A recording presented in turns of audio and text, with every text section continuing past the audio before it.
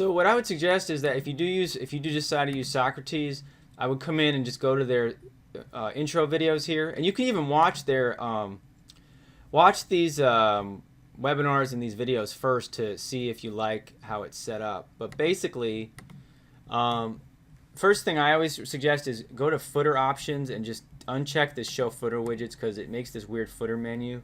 And the other thing to be aware of with Socrates just is that when you go to create a new page, which I know we haven't gotten to that, we go to page, add new. Just there's a lot of options, which is really good. But the default is a full width page. So what that means is that I can show you that I have Socrates installed on my dog trainable site. And one thing you'll notice is that see how my opening page here is full page versus the actual what it looks like with Yarita, where it's got the nice sidebar on the side. So you just have to be aware that the default with this is full width if you're like, hey, where's my sidebar? And I know we haven't even talked about sidebars yet, but again, just go ahead and look at their tutorial videos to get yourself oriented. Now, if you're going to use Yarita, and again, I know, like I said, the reason I like Socrates and I recommend it is that first of all, I used it in the past on many sites, like my film site, and it's also, I said, geared towards beginners. So there is tons of support and forums. I just like Yarita. I just become used to it. If you get the Yarita theme, you're going to come over and you're going to click on Yarita settings, and you'll see that it's a pretty easy to follow thing. You can pick 2 columns or 3 columns for the home page. It's a really cool way of building a really cool blog, but I really bypassed all that stuff just to make it simpler. And all I really did is if you go to header settings, you can just upload your own custom image logo, and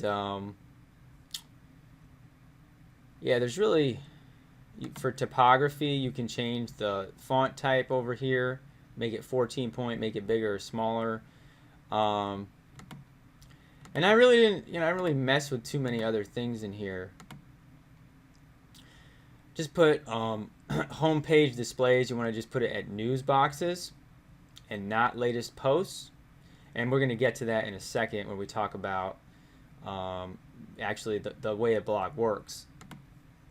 And the cool thing is that you do get 6 months of support from the people who designed it. So it is also, once you buy it, you get access to a forum, and you can write in and get a lot more documentation and feedback from the people who created the theme. But I want to now, the way that I set up my little site here is it's really simple. There's not even a menu up here. And I just have a page as my home page, and then a menu on the side, and a little header thing that I created. And by the way, just as far as, since we're talking about setting up, as far as your header, there is a free service called Canva. You go to canva.com. This is like a free design service, and it's pretty cool because you can actually do a lot of cool designs for your header. There's also a software that I really like called the Logo Creator. It's like $40, I think, and I use this all the time to create cool logos. $47. I use that to create logos for my websites. But as you can see, I just want to show you my sites, that this is just a really simple. I took some stock footage or stock photos, and I put a cute little font, and that's my little header. So again, this stuff doesn't have to be complicated, and I just want you to know that there are resources available to teach you about these themes. But now let's talk about let's move on to the actually setting up the website itself. This is really the important part, of the actual structure and content.